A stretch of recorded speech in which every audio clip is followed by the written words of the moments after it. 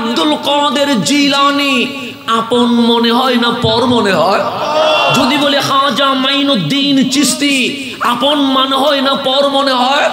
যদি বলি শাহজালাল ইয়ামানি আপন মনে হয় না পর মনে হয়? যদি বলি শাহ আমানত আপন মনে হয় না পর মনে হয়? যদি বলি শাহিন শাহ সিরকোট আপন মনে হয় না পর মনে হয়? আপন মনে হয়। কেন? কতগুলো নাম বললে ঘৃণা এমনিতেই চলে আসে, কতগুলো নাম বললে ভালোবাসা জেগে ওঠে। কারণ কি? যদি বলি আব্দুল কাদের জিলানী, ওনার আমলে ইরাকের প্রেসিডেন্টের নাম আমরা মনে রাখতে পারি নাই। খাজা মাইনুদ্দিন ওনার আমলে নায়ক নায়িকার নাম আমরা মনে রাখতে পারি নাই। শাহজালাল ইয়ামানি ওনার আমলে বাংলাদেশ ক্রিকেটের ক্যাপ্টেনকে ছিল আমরা মনে রাখতে পারি নাই। প্রেসিডেন্টের নাম মুছে গেছে, প্রধানমন্ত্রীর নাম মুছে গেছে, লিডারের নাম মুছে গেছে, নায়ক নায়িকার নাম মুছে গেছে, খেলোয়াড়ের নাম মুছে গেছে, কিন্তু আমার আব্দুল কাদের জিলানীর নাম রয়ে গেছে, আমার খাজা মাইনুদ্দিনের নাম রয়ে গেছে, আমার শাহজালালের নাম রয়ে গেছে, আমার শাহিন শাহ সিরকুটের নাম রয়ে গেছে, আমার গাউসে ভান্ডারীর নাম রয়ে গেছে। এখন মাওলারে জিজ্ঞেস করেন মালিক, ওনারা তো প্রধানমন্ত্রী ছিল না, ওনারা তো রাষ্ট্রপতি ছিল না, ওনারা তো নায়ক ছিল না, ওনারা তো খেলোয়াড় ছিল না, ওনারা তো মিলিয়ন বিলিয়ন ডলারের মালিক ছিল না, ওনাদের নাম রয়ে গেল, রাষ্ট্রপতির নাম মুছে গেল, প্রধানমন্ত্রীর নাম মুছে গেল, নায়কের নাম মুছে গেল, খেলোয়াড়ের নাম মুছে গেল। তখন রব্বে করিম উত্তর দিবে, রাষ্ট্রপতি বলো, প্রধানমন্ত্রী বলো, নায়ক বলো, খেলোয়াড় বলো, মিলিয়ন বিলিয়ন ডলারের মালিক বলো, ওরা দুনিয়ার গোলাম ছিল, মরার পর মুছে গেছে। কিন্তু আমার আব্দুল কাদের, আমার মাইনুদ্দিন, আমার শাহজালাল, আমার শাহিন শাহ সিরকুট, আমার তাইয়্যিব শাহ, আমার গাউসে ভান্ডার দুনিয়ার গোলাম ছিল না, মাওলা এবং হাবিবের প্রেমিক ছিল।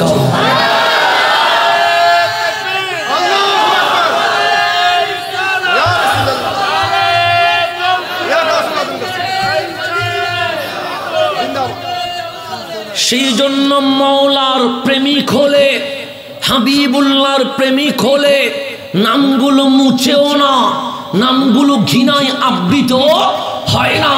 এগুলো যুগে যুগে মালিকের প্রেমের কারণে, আমার হাবিবুল্লাহর প্রেমের কারণে এমন ভাবে এটা উজ্জীবিত হয়, মানুষ যুগের পর যুগ ওনাদেরকে শ্রদ্ধা ভরে স্মরণ করে থাকে। কথা ঠিক নেই? এখন আসেন, আমার কথায় আপনারা রাগ করতেছেন, আমি জাস্ট কোরআন সুন্নাহ থেকে কথা বলার চেষ্টা করব। কথাগুলো যদি দলিল ভিত্তিক হয় মেনে নেবেন, যদি কি হয় দলিলের আলোকে হয় মেনে নেবেন, যদি দলিলের বাহিরে হয় সমস্যা নাই, আপনি আমাকে বলবেন যে হুজুর এটা আমি মানতে পারছি না, কারণ এটা কোরআন সুন্নাহর ভেতরে নাই। তাহলে আমার একটা সংশোধনের কি আছে, সুযোগ আছে না নাই? কেউ কি দোষের ঊর্ধ্বে আছে, ভুলের ঊর্ধ্বে আছে? এখানে তো আমার বাবার কাহিনী বলার জন্য আসি নাই, আমার নানার বাড়ির কিচ্ছা বলতে আসি নাই, এখানে তো কোরআন সুন্নাহর কথা বলতে এসেছি। কথা ঠিক না? তো যদি হয় দলিল ভিত্তিক মানবেন, দলিল ভিত্তিক না হলে অবশ্যই আপনি আমার সাথে সম্মানের সাথে দ্বিমত পোষণ করতে পারবেন, কোনো আপত্তি নাই। এখন আসেন গভীরভাবে মনোযোগ, আউলিয়ায়ে কেরাম ইসলাম প্রচারে ওনাদের অবদান, এটা আমার বিষয়। এখন গভীর মনোযোগ দিতে হবে। আমাদের বাংলাদেশে মুসলমানের সংখ্যা বেশি না কম? বেশি, 90%-এর উপরে মুসলমান। নতুন করে এই দেশে ইসলাম প্রচারের কোনো দরকার আছে? বাহির থেকে কাউরে আনতে হবে না, আজহার থেকে কাউকে আসতে হবে না। কেন? আমরা অলরেডি 90% মুসলমান, সংখ্যা লঘু নয়, সংখ্যা গরিষ্ঠ। কিন্তু আফসোসের বিষয় হচ্ছে সংখ্যাগরিষ্ঠ মুসলমানের ভেতরে দল উপদলের কোনো অভাব নাই। কথা ঠিক না? শত শত গ্রুপ, শত শত শাখা, শত শত উপশাখা, সবাই নিজেকে হক বিশ্বাস করে, সবাই নিজেকে হক মনে করে বিদায় যে যেটারে হক মনে করছে সে সেটাতে আছে। তো আমি যদি আমারে হক বলি, হক হয় না। আপনি যদি আপনার হক বলেন, হক হয় না। আল্লাহ এবং রসুল যিনাকে হক বলে অবশ্যই উনি হক হয়। কথা ঠিক না? আমি সার্টিফিকেট দিলে হবে? হবে না। কেন? আমাকে স্কুল সার্টিফিকেট দিতে পারবে, আমি স্কুলে পড়েছি। আমাকে মাদ্রাসা সার্টিফিকেট দিতে পারে, আমি মাদ্রাসায় পড়েছি।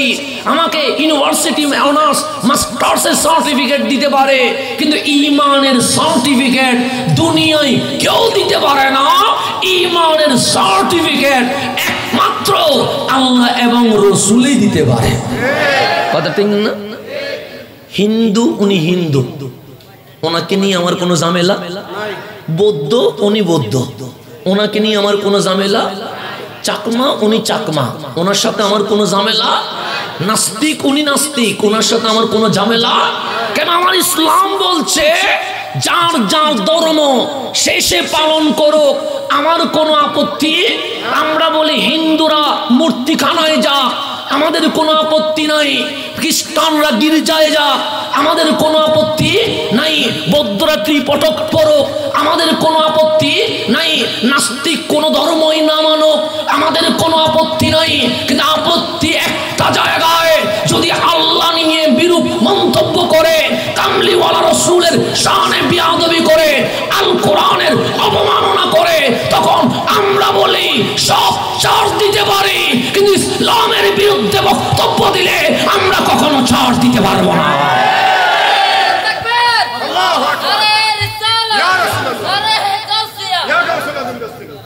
তাহলে আমরা বলি আপনি নবীর শানে বিয়াদবি করিয়েন না, আপনি আপনার মতো চলেন।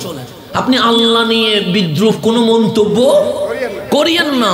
আপনি কোরআন নিয়ে পায়ের নিচে দিবেন আর আপনার দিকে তাকিয়ে আমি হাসবো, এটা আপনি কখনো কল্পনা করতে পারেন না। স্বপ্ন দূরের কথা, আপনি কল্পনায়ও দেখতে পারেন না। এটাই হচ্ছে আমাদের স্পষ্ট বক্তব্য।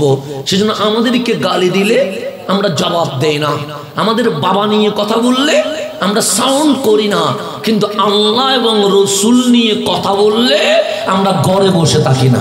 কথা ঠিক না?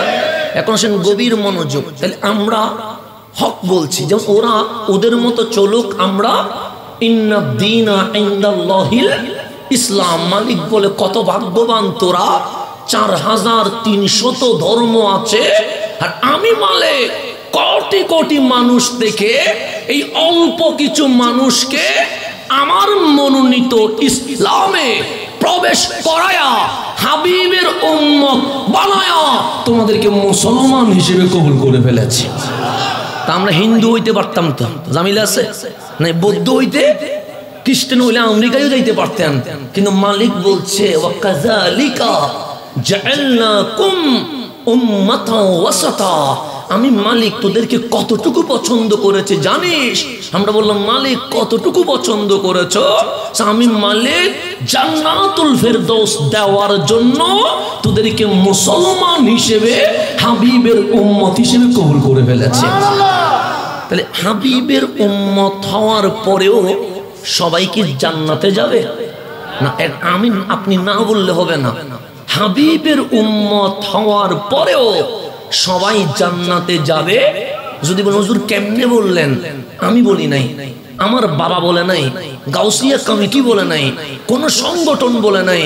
আমার রসুল মসজিদে নববীতে, হাদিসটা বুখারী মুসলিম মুত্তাফাকুন আলাইহি, বুখারী শরীফে থাকলে আপনারা কি মানবেন?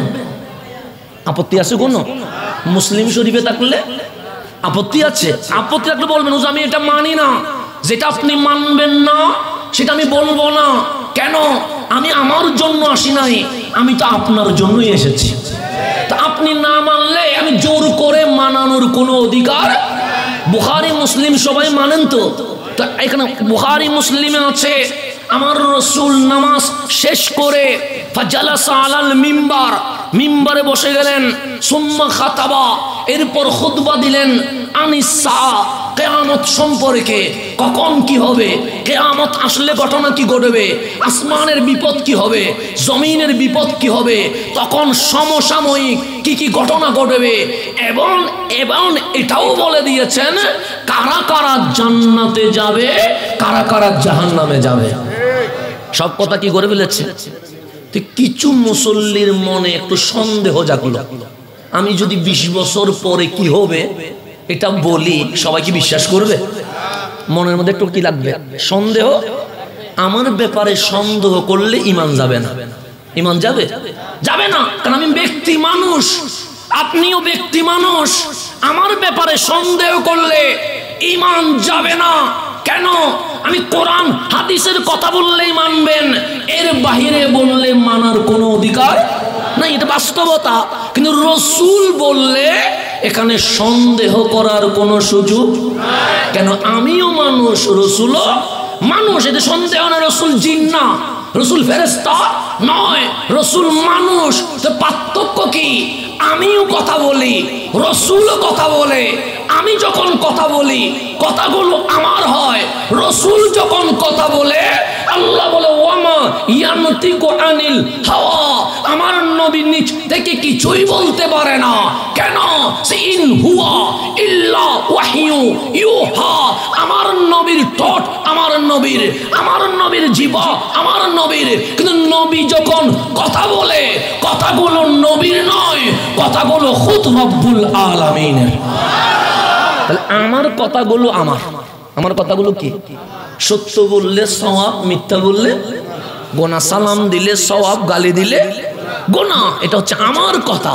কিন্তু রসুল যখন কথা বলে উনি মিথ্যা বলতে পারে না, উনি গালি দিতে পারে, উনি অশ্লীল ভাষা ব্যবহার করতে পারে। কেন? বস ইন হুয়া ইল্লা ওয়াহয়ু ইউহা, আমার কামলিওয়ালার জবান থেকে মানুষের মতো কথা বের হয় না। যতগুলো কালাম বের হয় সবগুলো মাওলার ওহী বের হয়। তাহলে আমার নবীর কথার উপর ঈমান আনা লাগবে কি লাগবে না? তো কিছু মানুষের মনে মনে সন্দেহ, 1000 বছর পর কি হবে রসুল বলে দিচ্ছে, 1400 বছর পর কি হচ্ছে নবী বলে দিচ্ছে, 2000 বছর পর কি হবে রসুল বলে দিচ্ছে, দাজ্জাল কোত্থেকে আসবে রসুল বলে দিচ্ছে, ইয়াজুজ মাজুজ কিভাবে বের হবে রসুল বলে দিচ্ছে, ভূমিকম্প কি পরিমাণ হবে রসুল বলে দিচ্ছে, মানুষ কিভাবে ঈমান বিক্রি করবে রসুল বলে দিচ্ছে। তো কিছু কিছু মানুষের হঠাৎ সন্দেহ সৃষ্টি হচ্ছে, এগুলো কি বলছে? যেমন এখন মোবাইল আছে, 1400 বছর আগে কি মোবাইল ছিল? ছিল না। তো তখন যদি কেউ মোবাইলের কথা বলে কেউ কি বিশ্বাস করবে? করবে না। কেন? মোবাইলটা কল্পনীয় জিনিস হয়ে গেছে, অসম্ভব জিনিস হয়ে গেছে। কিন্তু আমার নবী আপডেট এর কথা বলছে এমন ভাবে অনেকেই বিশ্বাস করতে পারছে, কিন্তু মুখে বলে নাই, মনে মনে। আপনাদের মনের ভিতরে কি আছে এটা আমি জানি, আমি মাহফিল করে চলে যাচ্ছি, কিন্তু রসুল মনের ভিতরে কি আছে এটাও হঠাৎ কামলিওয়ালা কথা চেঞ্জ করে ফেলেছে। এখন আর কিয়ামতের মাহফিল না করে বলছেন সালুনি, আমাকে প্রশ্ন করো, সালুনি আমাকে প্রশ্ন করো। সাহাবায়ে কেরাম বুঝে গেছে রহমতুল লিল আলামিন স্বাভাবিক হালতে নাই, গরমের হালতে চলে গেছে। সাহাবায়ে কেরাম কান্নাকাটি করছে, নবী গো থামেন না, নবী গো থামেন না, আমার রসুল থামছে না। আজকে যে কোনো প্রশ্ন হোক অতীত হোক বর্তমান হোক ভবিষ্যৎ, যে কোনো প্রশ্ন করবা, আমি নবী মিম্বর থেকে নামবো না, এই মিম্বরে দাঁড়ানো অবস্থায় তোমাদের সকল প্রশ্নের উত্তর দিয়ে দিই। এখন আপনি যদি বলেন আমার বাড়ি কই, বলেন আমি বলতে পারবো, কারণ আপনি কোত্থেকে আসছেন আমি তো জানি না। সবাই কি এলাকার মানুষ? এখানে কিছু দূর দূরান্ত থেকেও মানুষ। এখন কেউ যদি আমার নাম কি আমি বলতে পারবো, আমার বাবার নাম কি আমি বলতে পারবো? অসম্ভব, এটা অসম্ভব। তা আমার পক্ষে এটা অসম্ভব। কিন্তু রসুল বলছে আজকে যে কোনো প্রশ্ন করবা, আমি নবী দাঁড়ায়া তোমাদের প্রশ্নের কি দিয়ে দিব। একজন দাঁড়াই বলছেন আইনা মাদখালি, কিয়ামতের মাহফিল তো করছেন, দেখি বলেন আমি জান্নাতে যাব না জাহান্নামে যাব? দাঁড়িয়ে আছে না নেই? আছে। মসজিদে নববীর মুসল্লি, আমার ঘরের মসজিদ না, আমার কামলিওয়ালার নবীর মসজিদের মুসল্লি বলছে আইনা মাদখালি, বলেন আমি জান্নাতে যাব না জাহান্নামে যাব? দাঁড়িয়েও আছে, টুপিও আছে, জুব্বাও আছে, পাগড়িও আছে, মিসওয়াকও আছে, কোরআনও আছে, আমার পিছনে নামাজ পড়ে নাই। আপনাদের খতিব মিজানুর রহমানের পিছনে নামাজ পড়ায় নাই, আমাদের বন্ধু জৈনুল আবেদিনের পিছনে নামাজ পড়ে নাই। নামাজ পড়ছে স্বয়ং আমার নবী রহমতুল্লিল। দামি নামাজ না অদামি নামাজ? আমার নামাজ দামি না। আমি যদি বলি এই মুসলমান আমার পিছনের নামাজ পড়লে তোমার গুনাহ মাফ হয়ে যাবে, জীবনে কেউ মানবে? তখন পাবলিক বলবে হুজুর নিজের গুনাহ কোথায় নিয়ে যাবেন, তাদি স্কুল পাবেন না আর আমার গুনাহ মাফ করাবেন। বলবে কি বলবে না? বলবে তো। আমি কেমন আপনার গুনাহ মাফ করব? আমি নিজের গুনাহ নিয়ে টেনশনে আছি। বাস্তবতা, এটা বাস্তবতা না, এটা ওইটা না যে আমি নম্র হচ্ছি, না না, আমি নিজের গুনাহ কোন জায়গায় নিয়ে যাব এটা নিয়ে কিসে আছি। সেখানে আপনি যদি বলেন আমার গুনাহটা মাফ করায়া দেন, আমার পক্ষে গুনাহ মাফ করানো সম্ভব হবে? যেখানে আমি বলবো নফসি নফসি, সেখানে আমি আপনার জন্য কি করব? কিছু করার নাই আমার, কথা ঠিক না? আমি যদি বলি আমার পিছনে নামাজ পড়লে গুনাহ মাফ হয়, কেউ আমার পিছনে নামাজ পড়বে? তখন আপনারা এখন তো আন্দোলন আন্দোলন আন্দোলন চলতেছে, তখন ব্যানার একটা নিয়ে বলবেন হাসানা জাহারির ইমামত থেকে অপসারণ চায়, বিশাল একটা আন্দোলন শুরু হয়ে যাবে না? রাস্তা ভাঙি ফেলাবেন, কারণ ওই কি বললো না কি বললো, কারণ এখন তো যে কোনো বিষয়ে নামি যাচ্ছেন মাঠে। তো যদি আমি বলি যে আমি আমার পিছনে নামাজ পড়লে গুনাহ মাফ হবে, আমার ইমামত থাকবে, খেতাবত থাকবে, মসজিদে আমার পিছনে কেউ নামাজ পড়বে, কমিটিকে বলবে সিদ্ধান্ত করে আমরা মুসল্লিরা এই খতিবের বিপক্ষে আন্দোলন করব, কারণ খতিব যা বলেছে এটার সাথে কোরআন সুন্নাহর কোনো সম্পর্ক। তাহলে আমি বললে মানবেন না, আমার বাবা বললেও মানবেন না, আমার বাবার উস্তাদ বললেও মানবেন না। কেন? পৃথিবীতে এমন কোন ইমাম নাই যিনি সাহস করে বলতে পারবে আমার পিছনে নামাজ পড়লে গুনাহ মাফ হয়ে যায়, বলার নাই। কেন? আমি নিজের গুনাহ নিয়ে টেনশনে আছি, কিন্তু আমার কামলিওয়ালা নবী আপনার রসুলটা কেমন? সৈয়দুনা বেলাল আজান দিয়ে দিয়েছে, এখন তো আজান দিলে আর দোকান বন্ধ হয় না, এখন তো আজান দিলে মানুষ আর ঘর থেকে বের হয় না। তখন মদিনায় একটা দৃশ্য ছিল, বেলাল আজান দিতে দেরি সাহাবায়ে কেরাম দোকান পাট চাকরি বাকরি ব্যবসা বাণিজ্য সব বাদ দিয়া আমার নবীর পিছনে নামাজ পড়তে দাঁড়িয়ে যেত। এটা মদিনার দৃশ্য। কিসের দৃশ্য? তা আজান দিছে সৈয়দুনা বেলাল রাদিয়াল্লাহু তাআলা। বেলালের আজান শুনে একজন সাহাবী রাসূল, ওনার নাম হাদিসে নাই, বলেন যা রাজুলুন, একজন পুরুষ, নাম নাই, কারণ ব্যাখ্যাকারীরা ওনার নাম উল্লেখ করে নাই, যার কারণে আমি ওনার নাম বলতে পারছি না। যা রাজুলুন, একজন পুরুষ মানুষ ঘর থেকে বের হইছে নবীর পিছনে নামাজ পড়বে। কার পিছনে? রাসূলের পিছনে নামাজ পড়বে। রাস্তায় অনিচ্ছাকৃত অনাকাঙ্ক্ষিত একটা ভুল হয়ে গেছে। আমাদের ভুল হয় ইচ্ছায়, আমাদের ভুল হয় কি? উনি ইচ্ছাই করে নাই, অনিচ্ছায় হয়ে গেছে। যখন মসজিদে নববীতে আসলো দেখলো নামাজ শুরু হয়ে গেছে। নামাজ কি হয়ে গেছে? যখন দেখলো রাসূল ইমামতি করছে, ইক্তাদাইতু বিহাযাল ইমাম বলে আমার নবীর পিছনে নামাজ পড়া শুরু করে দিয়েছে। ফালাম্মা ইনসারাফা, নামাজ যখন শেষ, ফাকামা রাজুলুন, ওই সাহাবী রাসূল দাঁড়িয়ে গেছে, ডাক দিয়ে বললেন ফিদাকা আবি ওয়া উম্মি ইয়া রাসূলুল্লাহ, নবী গো আমার মা বাবা আপনি নবীর কদমে কুরবান হয়ে যাক। নামাজের আগে আমি যখন আসতেছিলাম আমার এই ভুলটা হয়ে গেছে। নবী গো ইসলামী শরীয়তে যেই পরিমাণ শাস্তি আমাকে দেওয়া দরকার আজ সবার সামনে শাস্তি দিয়ে দেন। কেন? ওই গুনাহ নিয়ে মারা গেলে এই চেহারা আমার রহমানের সামনে দেখাইতে পারবো না। আমি গুনাহ করে জীবন আপনাদেরকে বলবো? বলি নাই বলেই তো প্রধান অতিথি বানাইছেন। বললে কি বানাইতেন নাই? বললে বললেন জুতা দিয়ে বলতেন না তুই এতগুলা গুনাহ করে এখানে উঠছস কেন? বলতেন না? কারণ আমার গুনাহ আমি না জানি। আমার গুনাহ তো আপনি জানেন না, আমার গুনাহ কে জানে? আমি জানি। তা আমার গুনার কথা যদি আপনাদেরকে বলি স্লোগান বন্ধ হয়ে যাবে, স্টেজে নেওয়া বন্ধ হয়ে যাবে, তকরির করতে দেওয়া বন্ধ হয়ে যাবে। সেই জন্যই মাওলা সত্তার হয়েছে বিদায় আমার মতো বড় বড় গুনাহগারগুলো বেশি গেছে, নাহলে বাঁচতে পারতো না। যদি আমরা অন্য রসুলের উম্মত হইতাম আমাদের গুনার লিস্ট দরজার সামনে কি করতে হইতো, ঝুলতো। কিন্তু আমার নবী কাঁপছে বিদায় আল্লাহ বলে হাবিব দুনিয়ায়ও বেইজ্জত করব না, আখিরাতেও বেইজ্জত করব না। ওরে যখন আমি ডাকবো একলা আনবো যাতে ওর বাবার সামনে ওর গুনাহ প্রকাশ না হয়, ওর মায়ের সামনে ওর গুনাহ যেন প্রকাশ না হয়, ওর সমাজের সামনে ওর গুনাহ যেন প্রকাশ না হয়। আমি সত্তারের চাঁদরে ঢুকায়া গাফফারের চাঁদরে এনে রহমানিয়তের চাঁদরে গোসল করায়া আপনার উম্মতকে জান্নাত দিয়ে দিব। এটা অনেক বড় বাসে গেছি। যদি মুসা আলাইহিস সালামের উম্মত হইতাম গুনাহগুলো কোথায় লটকাতো, দরজার সামনে ফেরেশতা আসি লটকাই দিত। এই হাসান রে তোমরা যে ভালো মানুষ মনে করছো, এটা গতকাল রাত্রে এই গুনাহটা করছে, লেখা চলে আসতো। তা আপনারা সেদিন থেকে স্লোগান দিতেননি। তো আমার গুনাহ আমি জানি, কিন্তু আমি কাউরে বলি না। আপনার গুনাহ আপনি জানেন, আপনি কাউরে বলেন না। নিজের দোষ কেউ নিজে বলে না, কিন্তু রাসূলের সাহাবী দাঁড়িয়ে সবার সামনে বলছে আমি এই পাপ করেছি, শাস্তি দেন। আমার নবী ওনার দিকে তাকায় না, অন্য দিকে তাকিয়ে আছে। কিছুক্ষণ পর আবার দাঁড়াইছে, নবী গো আমি একটা গুনাহ করে ফেলেছি, শাস্তি দেন না।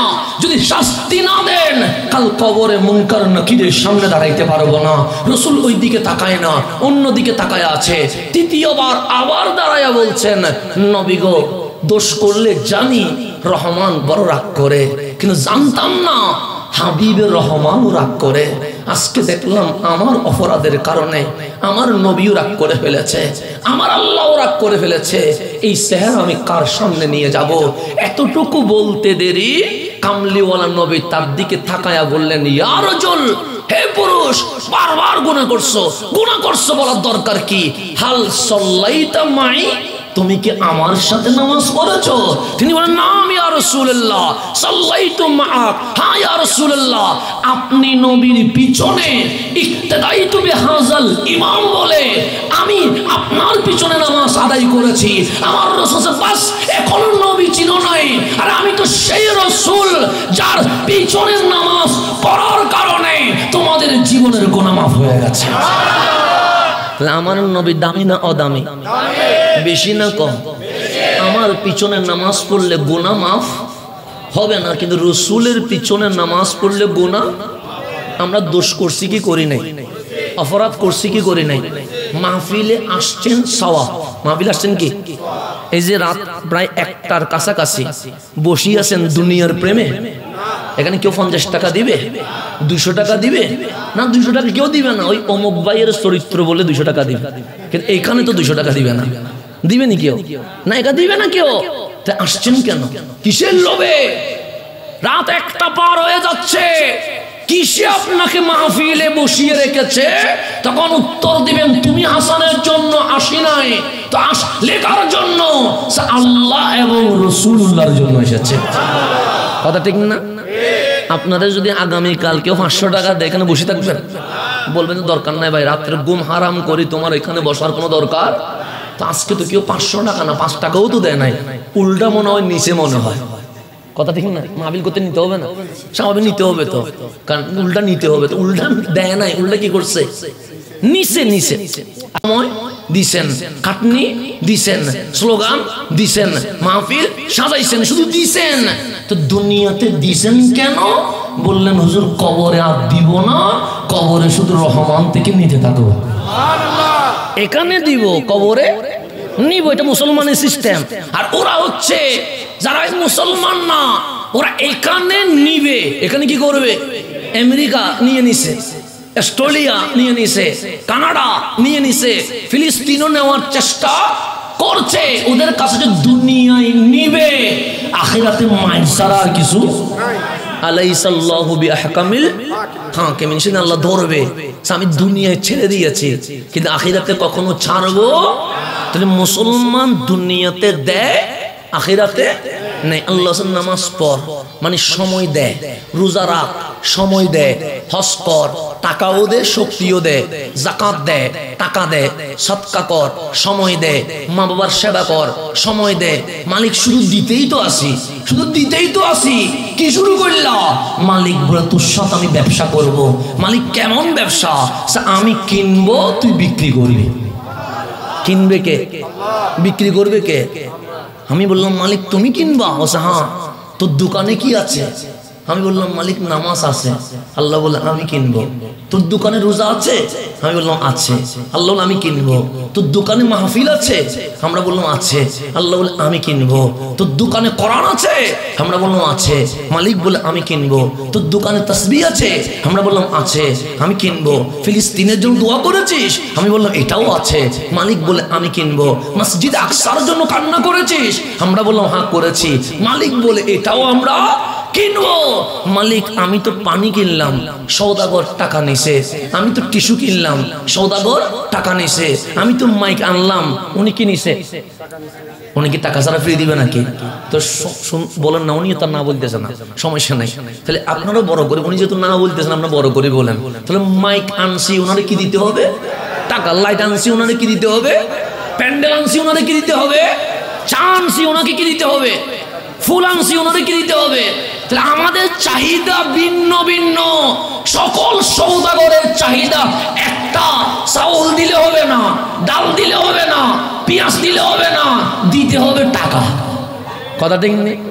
টুপি কিনলেও বলে টাকা দে, জুব্বা কিনলেও বলে, জুতা কিনলেও বলে টাকা। সওদাগর কি চায়? তা আল্লাহ কিনলো নামাজ, আল্লাহ কিনলো যাকাত, আল্লাহ কিনলো আমলে সালেহ। মালিক টাকা দিবা, আল্লাহ বলে দিব না। ডলার দিবা, দিব না। স্বর্ণের কণি দিবা, দিব না। তেলের ভান্ডার দিবা, দিব না। তো কিনে লাভ কি? টাকাও দিবা না, ডলারও দিবা না। তোমার মালিক বলছে ইশতারা, যখন আমি আল্লাহ কিনি টাকা দেই না, ডলার দেই না, তেল দেই না, স্বর্ণ দেই না। লাহুমুল জান্নাহ, টাকা ডলারের চেয়ে দামি, তোকে জান্নাতুল ফেরদৌস দিয়ে দিও। তাহলে দুনিয়াতে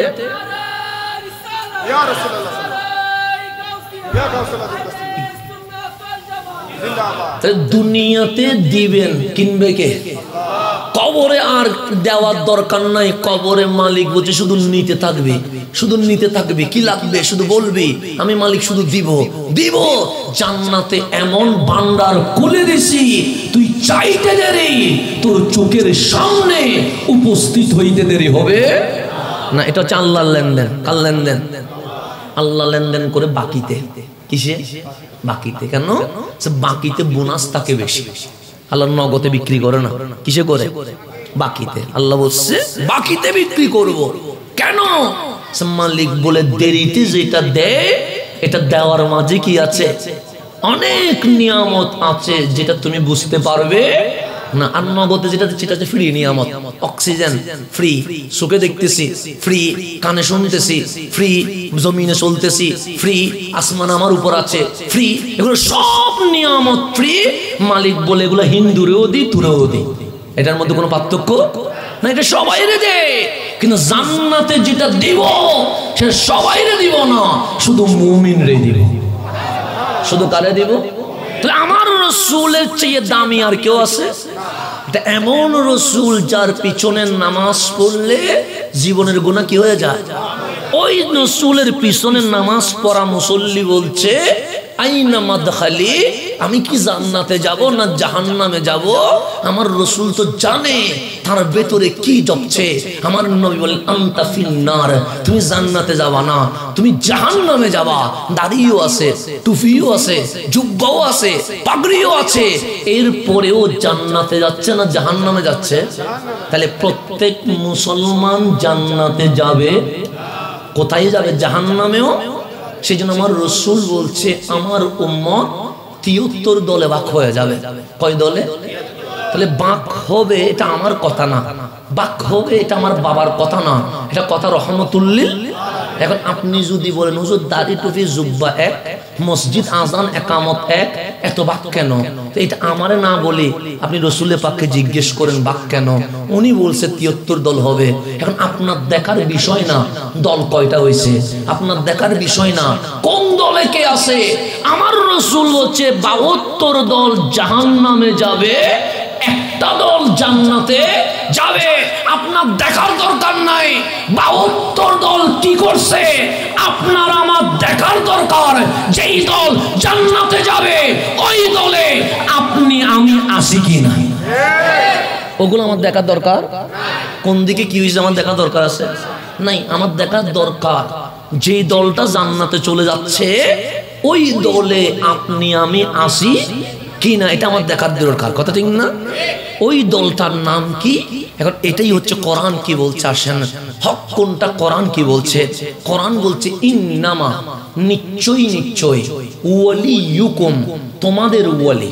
আমরা আজকে আউলিয়া কালাম বলছি না, আউলিয়াটা বহু বচন, এক বচন কি ওয়ালি, একটা আছে বহু বচন মানে 3 জন 2 জন 4 জন, এগুলা কি বলে? আর এক বচনকে একজন মানে আমি কয়জন? তাহলে আমি এক বচন। স্টেজে কি আমি একজন আছি নাকি অনেকে আছে? তাহলে আমরা বলতে হবে, শুধু আমি বললে হবে? আমি বলছি স্টেজে আমি, তখন মনে করবেন কয়জন? আর স্টেজে আমরা, তখন মনে করবেন কতজন? সবাই আমরা আছি। কথা ঠিক না? তা আল্লাহ বলছেন ইন্নামা ওয়ালিয়ুকুম, আউলিয়া বহু বচন, ওয়ালি এক বচন। ইন্নামা নিশ্চয় নিশ্চয়, ওয়ালিয়ুকুম তোমাদের ওয়ালি হচ্ছে আল্লাহু, সর্বপ্রথম তোমাদের ওয়ালি আল্লাহ। আমাদের ওয়ালিকে আল্লাহ, এটা কে বলতেছে? আল্লাহ বলতেছে। তারপর কি আর কেউ আছে? আল্লাহ আছে। ওয়া রাসূলুহু, তোমাদের দ্বিতীয় ওয়ালি হচ্ছে আমার নবী রহমাতুল লিল আলামিন। তাহলে আল্লাহও আমাদের ওয়ালি, আমার নবীও আমাদের মালিক। এই ছাড়া কি আমাদের আর কোন ওয়ালি আছে? আল্লাহ বলে ওয়াল্লাযীনা আমানু, যারা মুমিন। মুমিন মানে কি আপনি না, মুমিন মানে কি হাসান আজহারি না। আল্লাহ বলে মুমিন কারা? আল্লাযীনা ইউকিমুনাস সালাহ, যারা নামাজ কায়েম করে, ওয়া ইউতুনাজ যাকাত, যারা যাকাত দেয়, ওয়া হুম রাকিউন, 24 ঘন্টা তাদেরকে রুকু অবস্থায়, তার মানে মাওলার জিকিরে তুমি ব্যস্ত বাবা। তাদের নাম কি? ওলি। আবার বাংলাদেশে ওলি একরকম। বাংলাদেশের মধ্যে আমার ওলির সংজ্ঞা, কাপড় খুলতে পারলে যত উলঙ্গ হইতে পারে তারে আপনারা বড় ওলি বানাই দেন। আছে না? নেই? আছে। যত খুলতে পারে তত ওলি।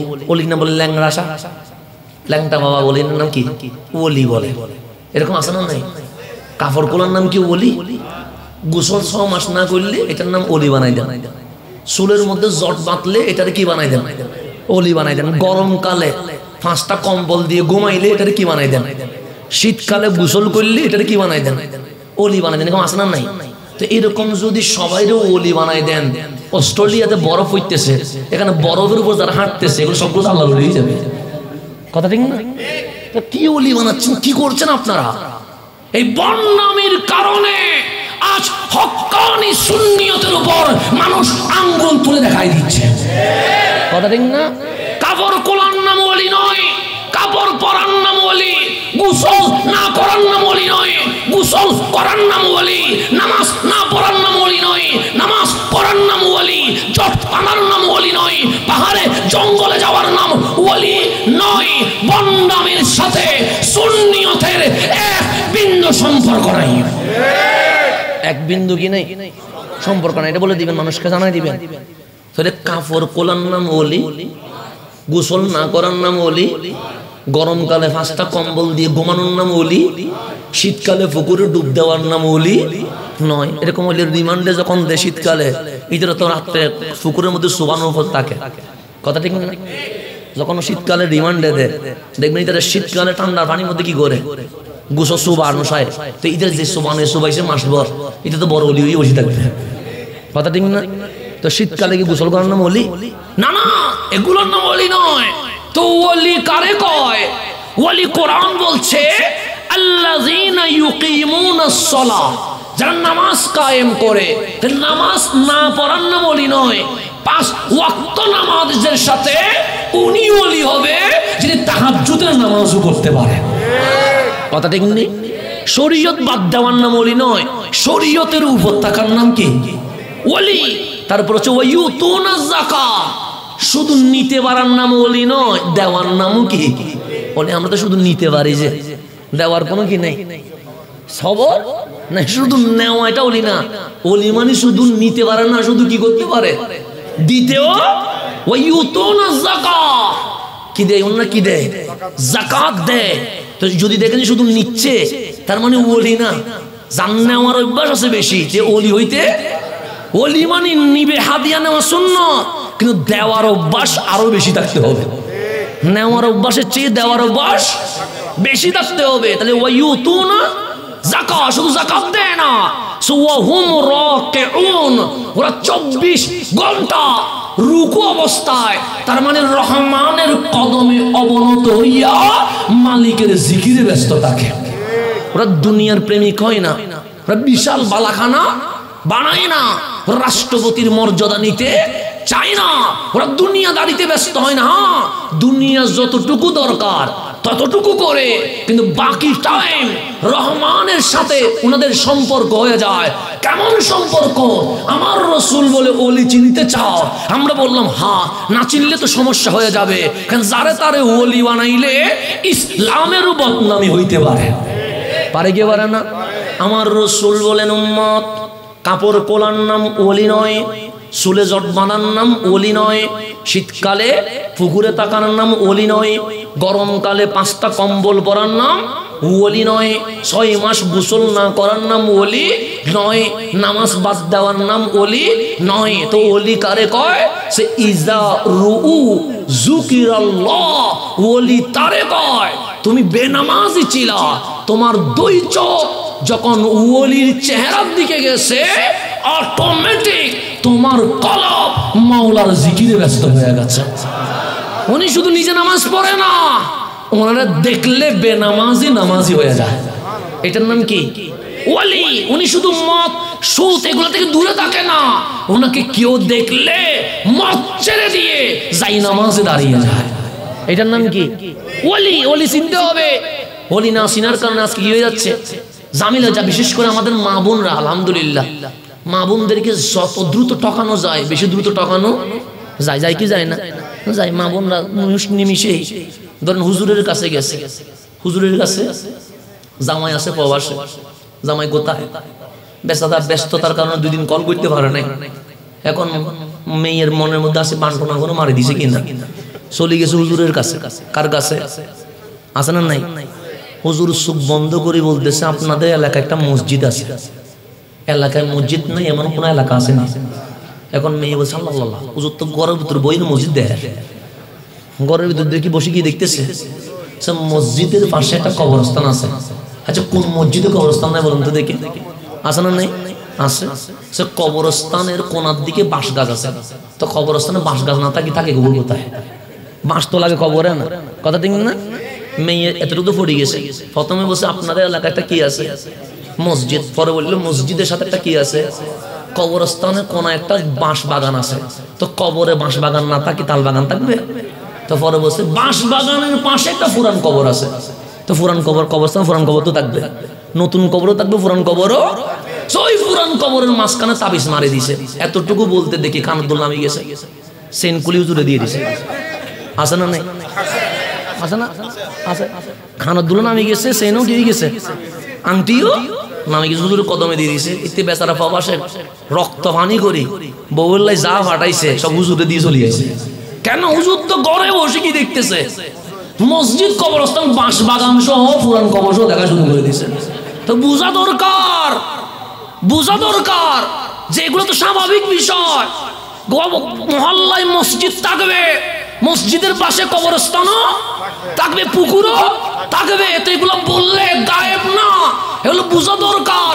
তা আমরা না বুঝার কারণে অনেক সময় নিজের সমস্ত কিছু বিসর্জন দিচ্ছি ভণ্ডের কাছে। কথা ঠিক না? হুজুর যদি আসল বীর হয় এটা নিবে না, সেন নিবে না, চুরি নিবে না, এগুলো মনে রাখতে হবে। আমরা কি বুঝি না বুঝি, আমাদের এলাকার সমাজের নারীরা খুব সহজ সরল, মা জাতি তো, মা জাতিতে একটু কি হয়, সহজ সরল হয়। যত আজগবি বলতে পারবেন, মা জাতি তত বেশি কি হয়ে যায়, নরম হয়ে যায়। তো আমি বললাম যে এটা ধান্দা তো ভালো আছে, দেখি অফিস একটা করে ফেললে তো আমার কোটি কোটি টাকা ইনকাম হয়ে যেত। এই রাত একটা জাগানো দরকার ছিল না, চোখ বন্ধ করে আমি তো বলতে পারতাম। তো এখন দেখতেছি আমাদের যেটা সহজ সরলতার সুযোগ নিয়ে এই বন্ডদের আনাগোনার কারণে আসল ওলি শাহজালাল শাহপরান 360 বারে আউলিয়া, যাদের কারণে ইসলাম পেয়েছি, আজ ওনাদের উপরও আঙ্গুল তোলার অনেকে সাহস দেখাচ্ছে। আসল ওলিদের উপর হাত তোলার বাবা শাহজালাল কি এরকম বসি এগুলা করছে? বাবা শাহজালাল আসছে বলেই তো মসজিদ পাইছে, শাহ আমানত আসছে বলেই তো মাদ্রাসা পাইছি, শাহিনশাহ সিরকুট আসছে বলেই তো গাউসিয়া কমিটি পাইছি। কথা ঠিক না? ওনার দিয়ে গেছেন, ওনার কি করছেন? দিয়ে গেছেন, ওনার নেন নাই। যেমন আপনাদেরকে আমি যদি বলি যে এই কিছুদিন আগে আমার মসজিদ শাহজাহানপুর গৌসুল আজম রেলওয়ে জামে মসজিদ মিনারের কাজ চলছে, হযরত আমার হুজুর কিবলা আলমের পক্ষ থেকে 10 লাখ টাকা দিয়ে দিয়েছেন। নেন না, ওনার দিয়ে যান, নেন না, ওনার কি করে যান? আপনার যা দেন জামিয়ার আমি জমানে দিয়ে চলে যান। নিতে আসি নাই, এখানে দিতে আসছি। এখানে নিতে, এখানে কি করতে আসছি? দিতে আসছি। তো একটু গভীরভাবে খেয়াল করবেন। তাহলে ওলি কারে কয়? সে ইজা রুহু যুকিরাল্লাহ, যাদেরকে দেখলে অটোমেটিক মাওলার জিকির মনে পড়ে, লা ইলাহা ইল্লাল্লাহর আওয়াজ ওঠে, আল্লাহর ধ্বনিতে মুখরিত হয়, দরুদ সালামের মাধ্যমে জবান পবিত্র হয়, চিলা ইসলাম বিরোধী আল্লাহর ওলির কদমে আসতে দেরি তুমি ইসলাম মুখী হয়ে গেছো। এটার নাম কি? ওলি। এটার নাম কি? আজকে থেকে ওলি চিনবেন তো নাকি? ফানিতে বাসলে আবার ওলি মনে করিয়েন না। ফানিতে বাসলে যদি ওলি হয়, পুকুরের সব মাছ ওলি হয়ে যাবে। কারণ আমি তো বাসি পানির উপরে, পিতে বাসতেছে পানির নিচে। তখন আবার খানা কামারাবেন কার? মাছের। কারণ ও তো উপরে হাঁটছে, ও কোথায় হাঁটতেছে? নিচে হাঁটতেছে, জামিলে হয়ে যাবে। তখন আকাশে উড়ার নাম যদি ওলি বানাই দেন, কাকের জন্য হানাকা বানাইতে হবে। কথা ঠিক না? এগুলার নাম ওলি না। আকাশে উড়ার নাম ওলি না, পানিতে হাঁটার নাম ওলি না।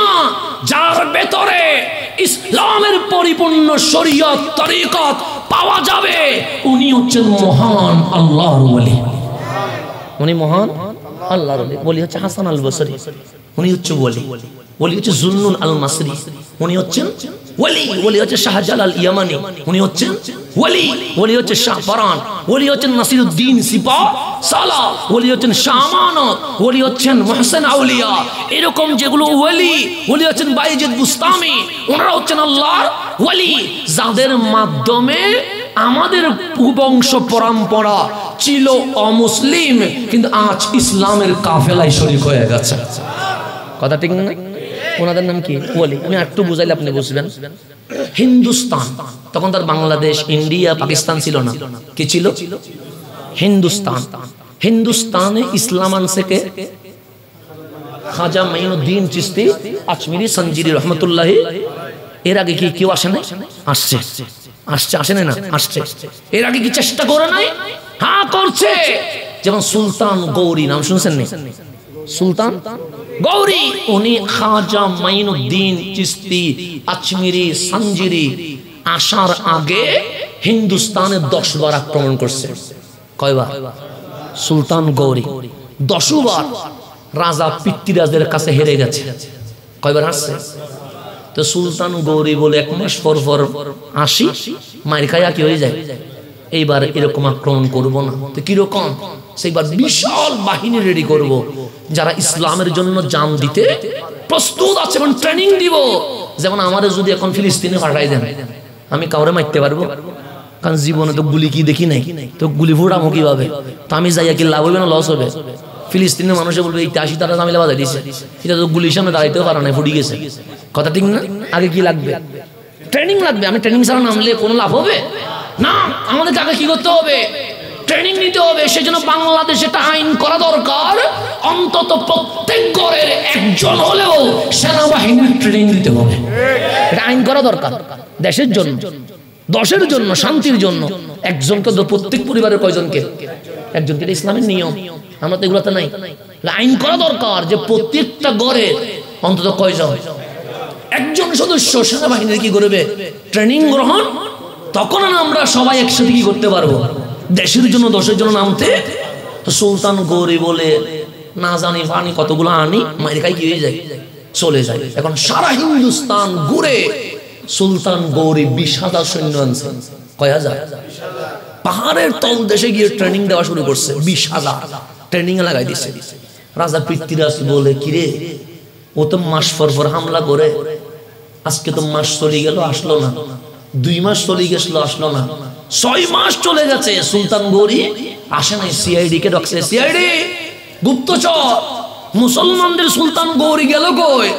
প্রতি মাসে আসি মাইর খায়া যায়, 6টা মাস চলে গেছে, একটা 12 হামলা, ওর কি হয়েছে একটু দেখে আসো যাও। এখন সিআইডি লাগিয়ে গেছে, কোথায় আছে কোথায় আছে। পরে গিয়ে দেখে পাহাড়ের তল দেশে 20,000 মুজাহিদ বাহিনীকে কি করতেছে, ট্রেনিং।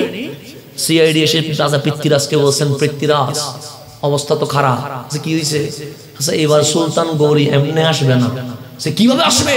সে বিশাল ট্রেনিং নিয়ে 20,000 যোদ্ধার কাফেলা নিয়ে হিন্দুস্তানে ঢুকবে। পৃথ্বীরাজ তাড়াতাড়ি মন্ত্রীদেরকে নিয়ে জরুরি মিটিং ডাকছে। সে সুলতান গৌরীতে বিশাল ট্রেনিং এর ব্যবস্থা করছে, কি করা যায়? মন্ত্রী বললেন 20,000-এর বিপরীতে 20,000 দেওয়া যাবে না, কারণ মুসলমানদের একটা ইমানি শক্তি আছে, এই শক্তির কারণে 3 জন দিলেও পারা যায়। তখন কি করা যায়? ওরা যদি 20,000 হয়, আমরা 90,000 দিব, 60 ডবল বেশি দিব। কয় হাজার? 20,000 হইলে 80,000 হইলে কয় ডবল হয়? আরো 10,000 এক্সট্রা দেন, কারণ এটাও লাগাই দেন ধরি। তো 90,000 ট্রেনিং দিয়ে রেডি করে রাখছে কে? পৃথ্বীরাজ। তো সুলতান গৌরী কি জানে? জানে না। পৃথ্বীরাজের 90,000 ট্রেনিং বাহিনী রেডি করে রাখছে। সুলতান গৌরী ঢুকতে দেরি 90,000 সৈনিক বাড়ি করে দিয়েছে পৃথ্বীরাজে। 1 ঘন্টার ভিতর মুসলমান মার খাই ফেলছে। কয় ঘন্টা? কারো হাত কাটিয়ে গেছে, কারো ফিট কাটিয়ে গেছে, কারো পা কাটিয়ে গেছে, রক্তে লাল হয়ে গেছে। সুলতান গৌরী বসে পালা, বাসি থাকলে আবার আসবো। কিন্তু এখন যদি সবাই রে কচু পাতার মতো কাটা শুরু করে, আগামীতে হামলা করার আর পরিকল্পনা নেওয়া। এই 20,000 বাহিনী যখন পালিয়ে যাচ্ছে, হঠাৎ দেখছে এক পাগড়িওয়ালা, দাড়িওয়ালা, হাতে তসবিহ, বগলে কোরআন, এক নূরানি জাত দিল্লিতে ঢুকে গেছে। কয়জন? একজন। হাতে কি নেই? অস্ত্র নাই। 20,000 সৈন্য যখন দাড়ি টুপি দেখছে, আর কোন সন্দেহ আছে? এমনি দাঁড়িয়ে আছে, টুপি নেই, তখন বুঝলো অসুবিধা নেই, রবীন্দ্রনাথও দাঁড়িয়ে রাখছে। কিন্তু এর কি আছে? ফাগড়ি আছে, জুব্বাও আছে, বগলে কোরআনও, হাতে তসবিহও। এখন 20,000 সৈন্য বুঝে গেছে এটা মুসলমান। এটা কে? বলে ইয়া রাজুল কুম, হে পুরুষ দাঁড়াও, আইনা তাজা, যাচ্ছ কই? আমার মাইনুদ্দিন বলছে ইলা দিল্লি, আমি দিল্লিতে যাচ্ছি। লা তাজাব, যাইও না। কেন? আমরা সুলতান গৌরীর বাহিনী 20,000 সৈন্য নিয়ে ঢুকছিলাম, পৃথ্বীরাজের কাছে মাইর খায়া, কারো হাত, কারো পিঠ, কারো পা কেটে গেছে। তুমি একলা, তোমার যদি পায় তাহলে টুকরো টুকরো করে ফেলবে, চলে আসো আমাদের সাথে। তখন খাজা মাইনুদ্দিন বলছে, শুনে রেখো সুলতান গৌরীর বাহিনী, তোমরা হেরে গেছো। কেন? তোমরা ঢুকছো অস্ত্র নিয়া, কিন্তু আমি মাইনুদ্দিন অস্ত্র নিয়ে ঢুকছি না, কামলিওয়ালার হুকুম নিয়ে ঢুকতেছে।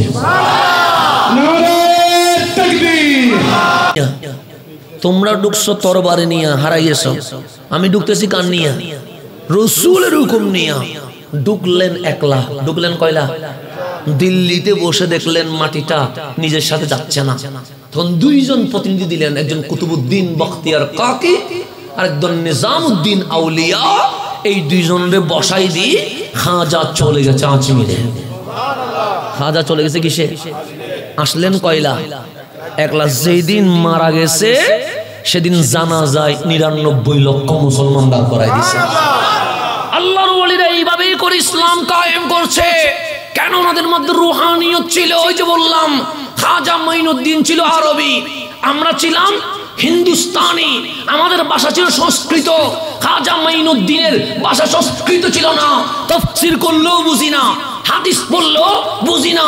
তো ঈমান আনলো কেমনে? ওই আমার রাসূল বলছে ইযা রু যুকিরাল্লাহ, কোরআনের আয়াত পড়তে হয় নাই, হাদিস নববী পড়তে হয় নাই। অমুসলিমের দল মাইনুদ্দিনের চেহারার দিকে যখন তাকাইছে তখন বললেন, মাইনুদ্দিন দাওয়াত দিতে হবে না, তোমার চেহারায় নূরানি কোরআনের নূর জ্বলছে, তোমার চেহারায় কামলিওয়ালার নূরের প্রস্ফুটিত হচ্ছে। সুতরাং আমরা বলছি লা ইলাহা ইল্লাল্লাহু মুহাম্মাদুর রাসূলুল্লাহ সাল্লাল্লাহু। এইভাবে করে আল্লাহর ওলিগণ কি করছেন? ইসলাম কায়েম করছেন। খান জাহান আলী যখন বাংলাদেশে আসছে, উনি সর্বপ্রথম কি করলেন? হসপিটাল করলেন, রাস্তা করলেন, চাষবাসের নিয়ম কানুন শিখালেন। তখন মানুষ জিজ্ঞেস করে মসজিদ করে নেয় আগে আসে। খান জাহান আলী আগে বাংলাদেশে এসে হসপিটাল করলেন। কি করলেন? হসপিটাল, রোগীর সেবা, হসপিটাল করলেন, রাস্তা করা শুরু করলেন। তখন খান জাহান আলীকে জিজ্ঞেস করছেন, কই কেউ তো আমাদের জন্য হসপিটাল বানায় নাই, আপনি হসপিটাল বানানো শুরু করলেন। কেউ তো আমাদের জন্য রাস্তা বানায় নাই, আমরা তো আইলে আইলে হাঁটি, আপনি রাস্তা বানাইলেন। কই আমাদের তো কেউ সেবা করে নাই, আপনি সেবা করলেন। এটা কি? খান জাহান আলী বলে, এটার নাম ইসলাম। আমি নিজে করি নাই, আমাকে ইসলামে করাইছে। আমাকে কে করাইছে? খান জাহান আলীর এই খেদমতের কারণে অগণিত অমুসলিম খান জাহান আলীর কদমে মুসলমান হয়ে গেছে। এইভাবে করে আল্লাহর ওলিগণ কি করছেন? সেই জন্য আজকে যে গাউসিয়া কমিটি, এখানে আমার পীর চাইলে নিজের জন্য ইউজ করতে পারতেন, যে শুধু আমার স্লোগান দাও না।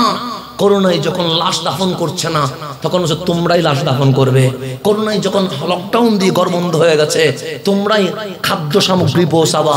করোনায় যখন কেউ কাউরে সেবা দিচ্ছে না, তোমরাই অক্সিজেন দিয়া জনতার সেবা করবা। কেন? সৃষ্টির সেবা করলে ভাইরাসে পায় না, সৃষ্টির সেবা করলে রহমান তোমাদের উপর রাজি হয়ে যায়। আল্লাহর ওলিগণ এভাবে করে খেদমতে লাগাই দিছে, তুমি একটা কাজ করো, তোমার বিরোধীও হ্যাঁ ওর দাফন তুমি করো। ও তোমাকে গালি দেয়, হ্যাঁ ওকে তুমি হসপিটালে নিয়ে যাও। ওকে ও তোমাকে ঘৃণা করে, হ্যাঁ যদি অসুস্থ হয় অক্সিজেনের বোতলটা তুমি আলগায় ওর ঘরে নিয়ে যাও। কেন? ঘৃণা দিয়ে ইসলাম আসে না, ভালোবাসা দিয়েই তো ইসলাম আসে। ঘৃণা দিয়ে ইসলাম আসে? বিদ্বেষ দিয়ে ইসলাম আসে? কি দিয়ে ইসলাম আসে? ভালোবাসা দিয়ে ইসলাম আসে। সেটাই হচ্ছে আল্লাহর ওলিগণ সেভাবেই করে করে গেছেন।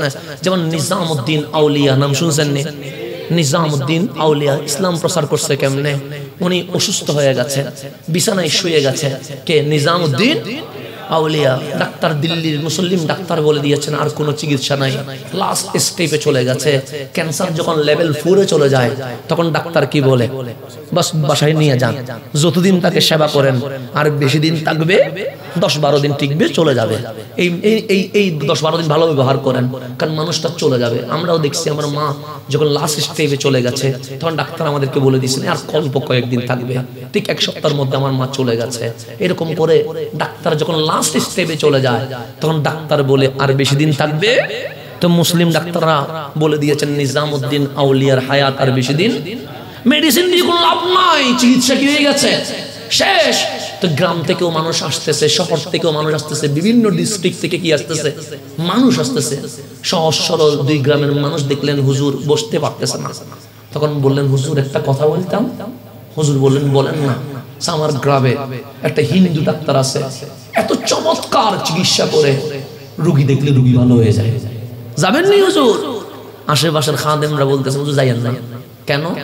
ডাক্তার হিন্দু। ডাক্তার কি? আপনি গেলে আমরা শেষ বেজ্জুত হবো। কেন? নিজামউদ্দিন আউলিয়া আমাদেরকে হিন্দু থেকে মুসলিম বানাইলেন, আর মরণের আগে এই নিজামউদ্দিন হিন্দু ডাক্তারের কাছে যেতে বাধ্য হয়েছে। মানুষ হাসাহাসি করবে না? তো বক্তরা বলতেছে হুজুর যাইয়েন না, শুধু শুধু আমাদেরকে লজ্জিত করিয়েন না, বিপদে ফেলাইয়েন না। হুজুর বলতেছেন ওরা যখন বলছে আমি না বলতে পারবো না, আমি যাব। হ্যাঁ, আমার বাপে যদি বলে আমি যাব, আমি 14 বার যদি না না চিল্লায় কোনো কাজ হবে? কেন? বাপেরটা টিকবে না আমারটা টিকবে? বাপেরটা টিকবে। আমি যদি বেশি না বলি আমি বিয়াদব বলবে, বলবে না? তা আমার বাপ যদি হ্যাঁ বলে, আমার না করার কোনো সুযোগ। নিজামউদ্দিন আউলিয়া আমি যাব। বক্তরা 2-3 বার অনুরোধ করে দেখলেন হুজুরের হাঁটা না হচ্ছে না, তাড়াতাড়ি ব্যানগাড়ি নিয়ে আসছে। তখন তার BMW নাই, তো ব্যানগাড়ি আনি হুজুরকে তুলছে, নিয়ে গেছে কোথায়? গ্রামে। যেতে যেতে রাত হয়ে গেছে। রাত্রে গ্রামের মানুষগুলো ডাক্তার থেকে সিরিয়াল নিয়েছে। সকাল 10টায় কয় নাম্বার? 1 নাম্বার হুজুরের সিরিয়াল। যেহেতু হুজুর আবার দিল্লিতে আসবে, এখন 10টায় গিয়ে যখন ঢুকছে, কয় নাম্বারে ঢুকছে? নিজামউদ্দিন আউলিয়া ভিতরে ঢুকলেন, ডাক দিয়ে বললেন, ডাক্তার আমারে দেখি কি তোমার ভয় লাগে? ডাক্তার বললেন, হুজুর ভয় লাগে না। তাহলে একটা কাজ করতে পারবা না। সে কি কাজ? আমার ভক্তদেরকে বের করে দাও। ডাক্তার বললেন, আপনার বের হয়ে যান। ভক্তরা বের হয়ে গেছে, দরজাটা বন্ধ করে দেন। হুজুর দরজা তো বন্ধ করার দরকার নাই, দরজা বন্ধ করেন, কথা আছে। দিলেন দরজা বন্ধ করে। ডাক্তার তোমার তো অনেক সুনাম, গতকাল রাত্রে আসলাম, সকাল পর্যন্ত সবাই বলছে তুমি নাকি রোগী দেখলে রোগী কি হয়ে যায়, কি আছে তোমার কাছে? ডাক্তার বললেন, হুজুর সত্য কথা বলবো? হ্যাঁ বলো। দিল্লির ডাক্তার যে মেডিসিন দেয় আমিও সেই মেডিসিন দিই, কাশ্মীরের ডাক্তার যেভাবে ডাক্তার হয়েছে আমিও সেইভাবে ডাক্তার। গায়ের জ্বরের মেডিসিন একটাই, ব্যথার মেডিসিনও কয়টা? একটা। তবে আমার একটা আধ্যাত্মিক শক্তি আছে। কি শক্তি? আমার নফস হা বললে আমি না করি, না বললে আমি হা করি। নফস যদি বলে ঘুমাও আমি ঘুমাই না, নফস যদি বলে যাও আমি যাই না, নফস যদি বলে যাবা না আমি সেখানে বেশি যাই। আমার নফস হা বললে আমি না করি, না বললে আমি হা করি। আমার মন বলছে এই জিনিসটায় আমি রোগী দেখলে রোগী ভালো হয়ে যায়। নিজামউদ্দিন আউলিয়া বলে, চিকিৎসা পরে করব, আমি একটা কথা বলি, তোমার নফস যদি না বলে তুমি হা করে দিও। তোমার নফস যদি কি বলে না বলে তুমি কি করে দিও? হা করে দিও। রাজি আছো? হুজুর রাজি থাকবো না কেন? এটা তো আমি সব সময় করি। নফস না বললে আমি কি করি? হা করি। তখন আমার নিজামউদ্দিন বলি আউলিয়া বলেন, ডাক্তার বলো না লা ইলাহা ইল্লাল্লাহু মুহাম্মাদুর রাসূলুল্লাহ সাল্লাল্লাহু। ডাক্তার তো বলবো না। কেন? তুমি না বললাম নফস না বললে তুমি হা করো। আমি যে কালিমা পড়লাম তোমার নফস কি বলে?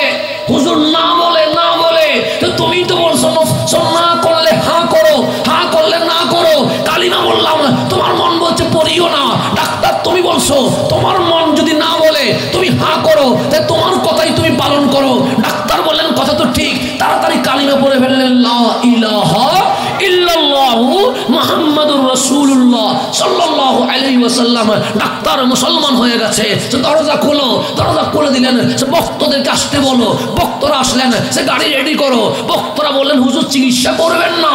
সে নিজামউদ্দিন নিজের চিকিৎসা করতে আসে নাই, আজ ডাক্তারের ঈমানের চিকিৎসা করতে এসে গেছে।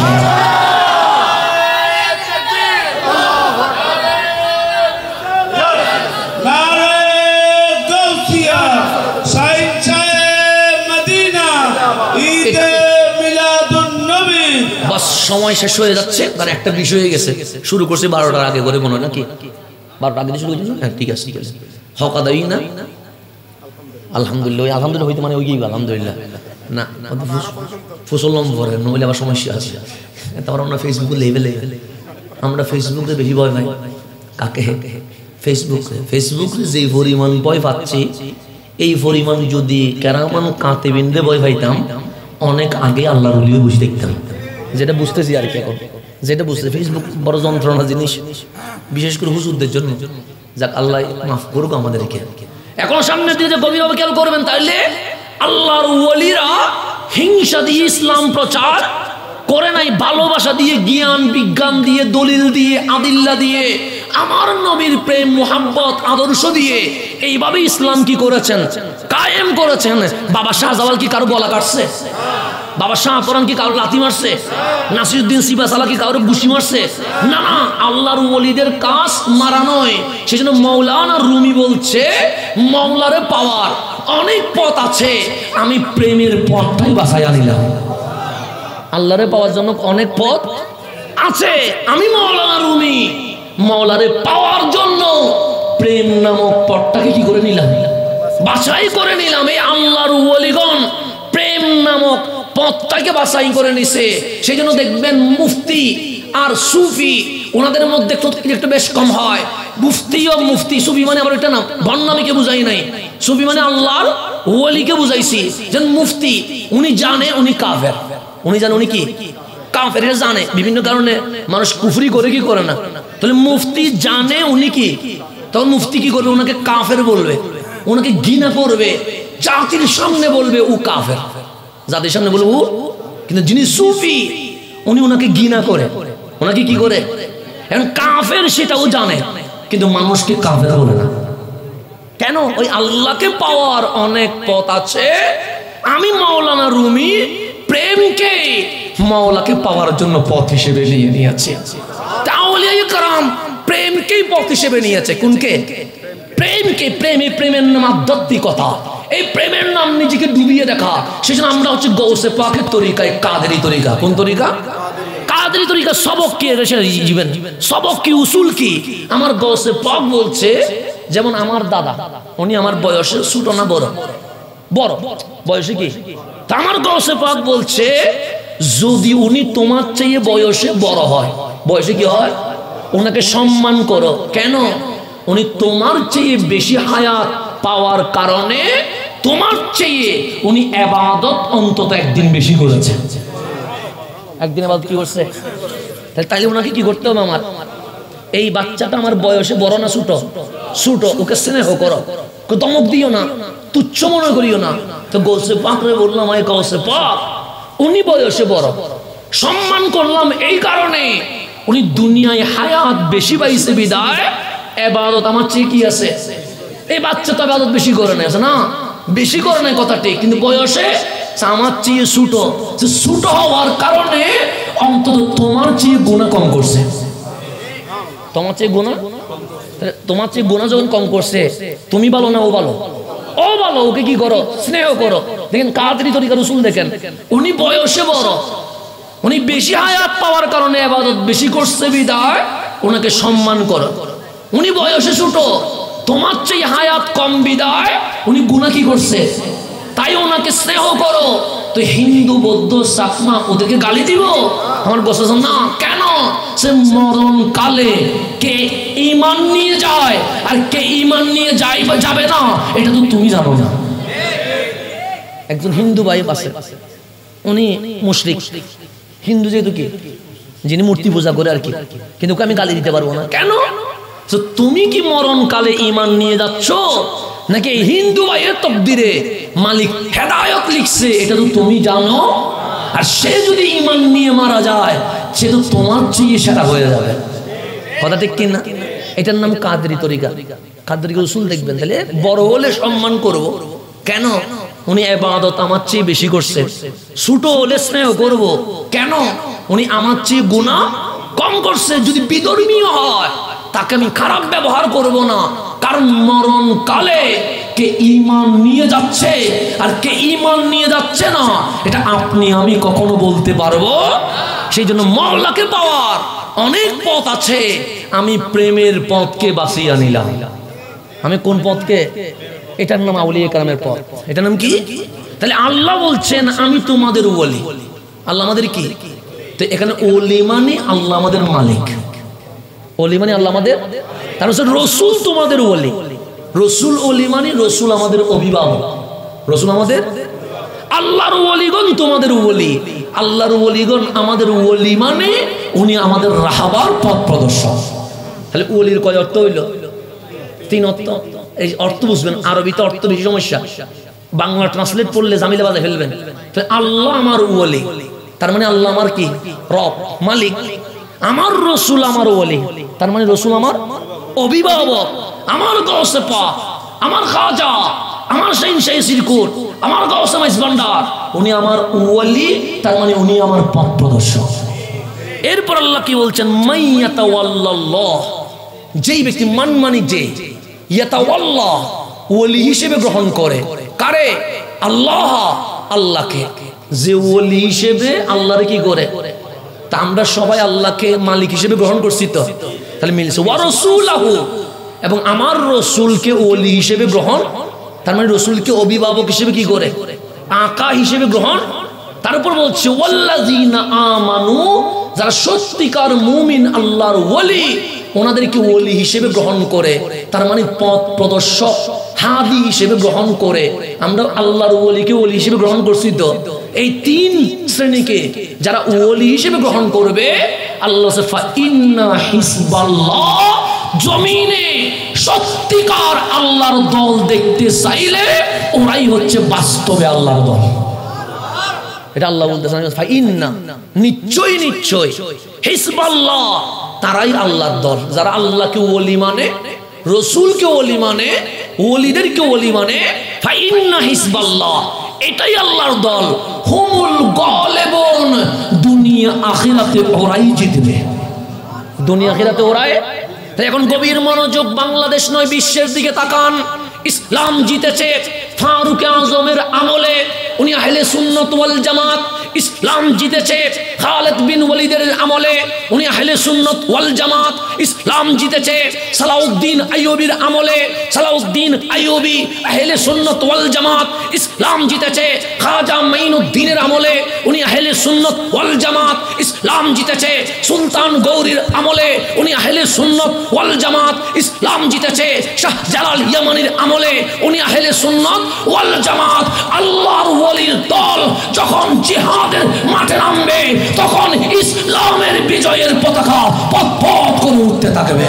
নারে তাকবীর, নারে রিসালাত, নারে গাউসিয়া, শাহিন শাহে শ্রীকোট, ঈদে মিলাদুন নবী।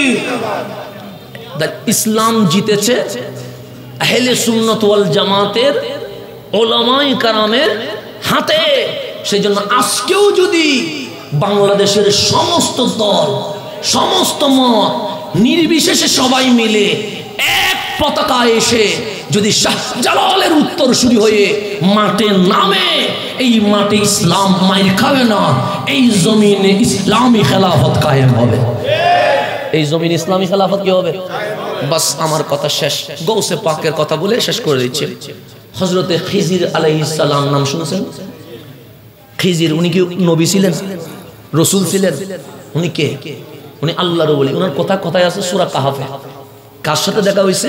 মূসা আলাইহিস সালামের সাথে দেখা হয়েছে। কার নাম? হযরতে খিজির। উনি বেঁচে আছে না মরে গেছে?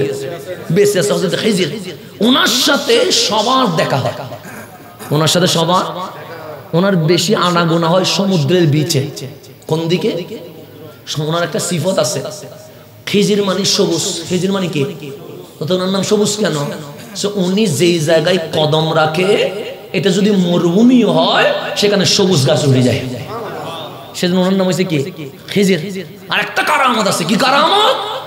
উনি যেই জায়গায় নিঃশ্বাস ফেলে, কি ফেলে, সেখানে মরা যে কোনো প্রাণী জিন্দা হয়ে যায়। উনি কি ফেললে? এখন বললেন হুজুর এটাকে বানাই বলতেছেন না। সূরা কাহাফ খোলেন, সূরা কাহাফ খোলেন, সেখানে আছে। সূরা কাহাফের মধ্যে আছে। আমি যদি মিথ্যা বলি, আপনি সূরা কাহাফ মিলান। সূরা কাহাফের মধ্যে আছে, আমার আল্লাহ বলছে, যখন মূসা আলাইহিস সালামকে আমি আল্লাহ বলছি, হে মূসা, তুমি খিজিরের সাথে দেখা করতে যাও। আর সাথে খিজির আলাইহিস সালামের সাথে দেখা করতে যাও। তো দেখা করতে গেলে কি হবে? ওনার এলম লাদুন্নি যেটা আছে, ওই এলমে লাদুন্নির ফয়েজ তুমি পেয়ে যাবে। কাকে বলতেছে? মূসা আলাইহিস সালামকে। তো মূসা আলাইহিস সালাম তুরে সাইনা থেকে নেমে ওনার খাদেম ইউশা বিন নুন, খাদেমের নাম কি? ওনারা বললেন, ইউশা, সমুদ্র থেকে একটা মাছ ধরো, ফ্রাই করো। কেন? আল্লাহ আমাকে ডিউটি দিয়েছে খিজিরকে তালাশ করার জন্য। একদিনও লাগবে, 2 দিনও লাগতে পারে, 3 দিনও। তো মাঝখানে ক্ষুধা লাগলে কি করব? ওই যে মাছ যেটা ফ্রাই করবো, সেটা আমরা 2 জনে খাবো। হযরত ইউশা বিন নুন জাল নিয়ে নেমে গেছে কি ধরার জন্য। বিশাল মাছ ধরে কাটছে, কেটে তেল তেল দিয়ে ফ্রাই করে রান্না করে পাত্রে নিছে। কেন? যদি রাস্তায়।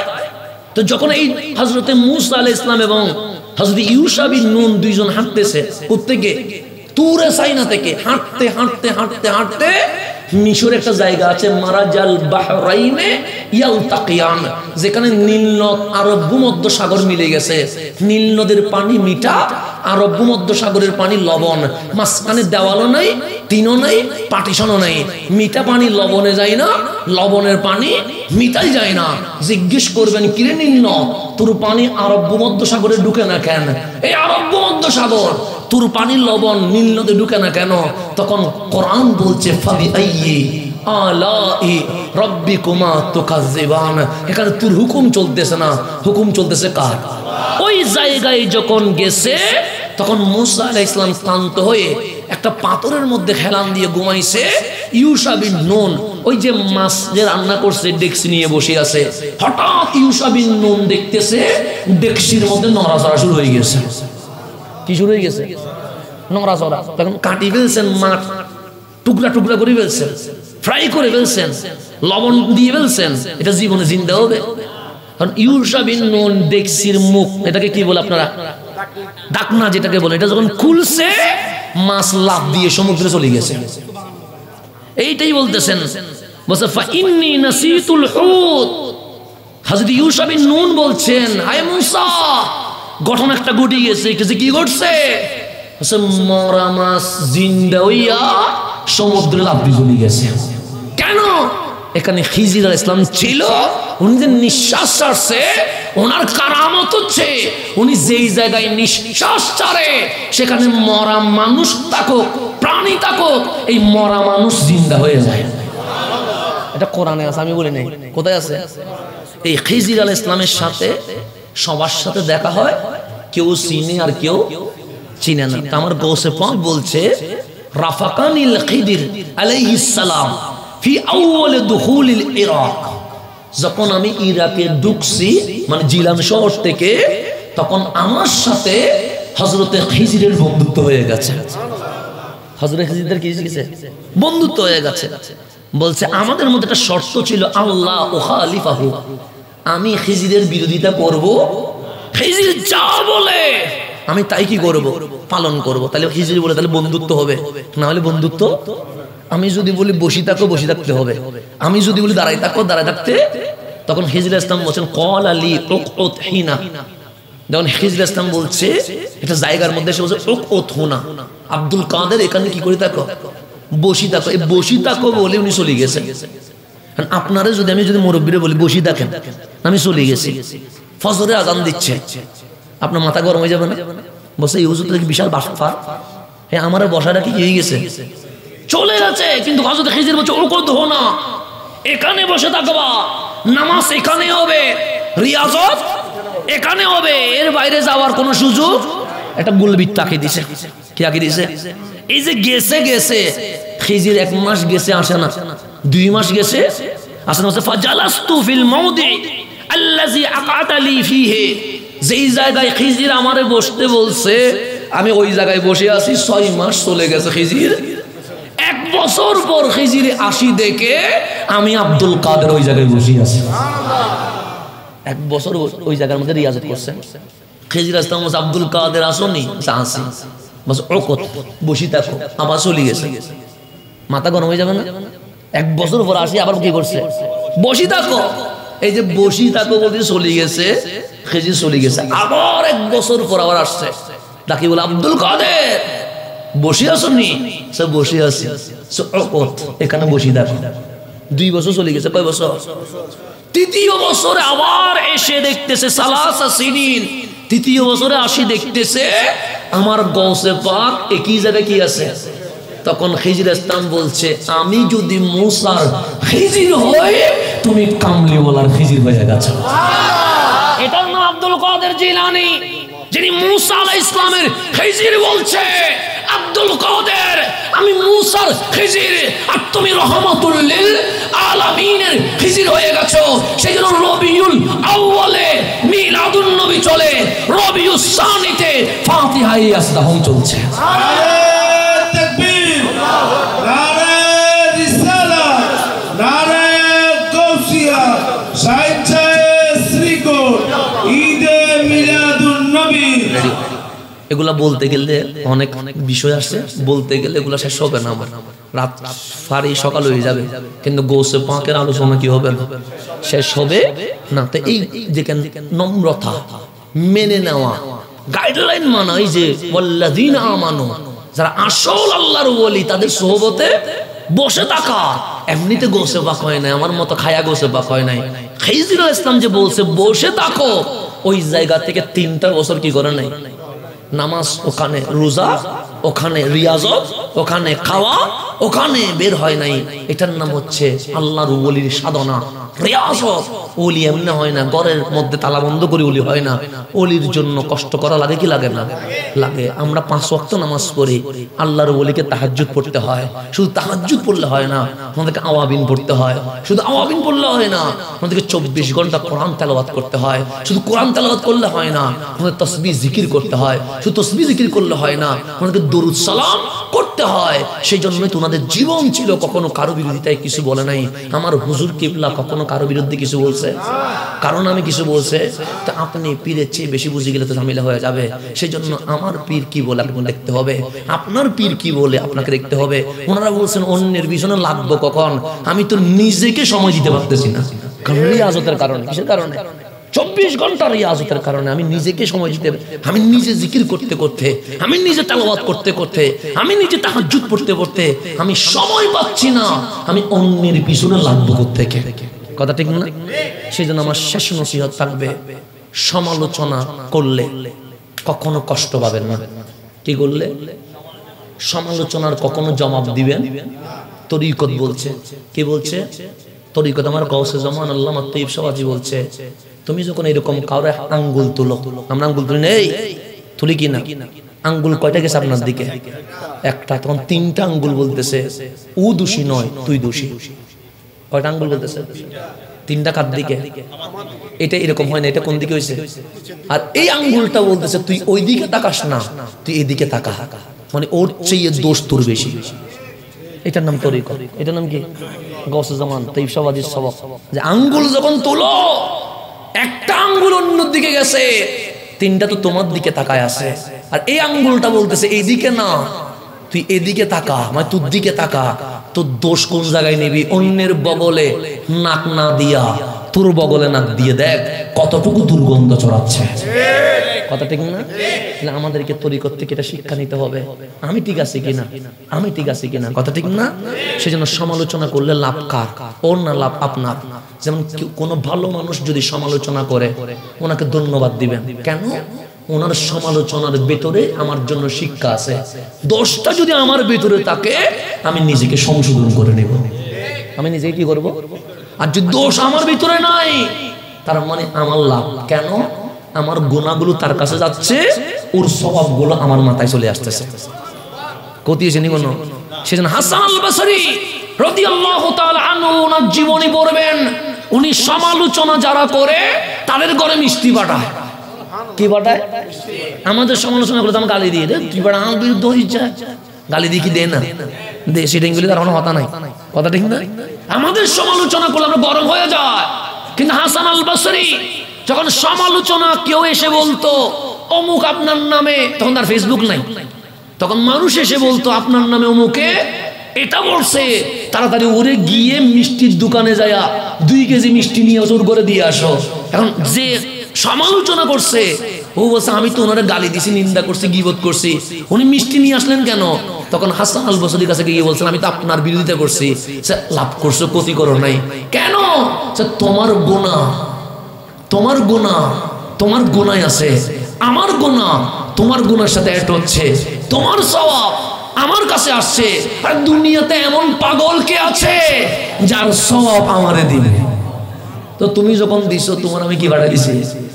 সেই জন্য সমালোচনার কোনো জবাব আপনি হক হলে আজকে না হইলে কাল, কাল না হইলে বছর পর হকেরই বিজয় হবে, হকেরই সূর্য উঠবে, এতে কোনো সন্দেহ। মিথ্যার চাদর দিয়ে কখনো হককে ডেকে রাখা যাবে। আল্লাহ যেন আমাদেরকে বোঝার তৌফিক নসিব করে, আমিন। তাই তরিকত থেকে 1 নম্বর হিংসা করব না, হিংসা করব না। কারণ হিংসা করলে কখনো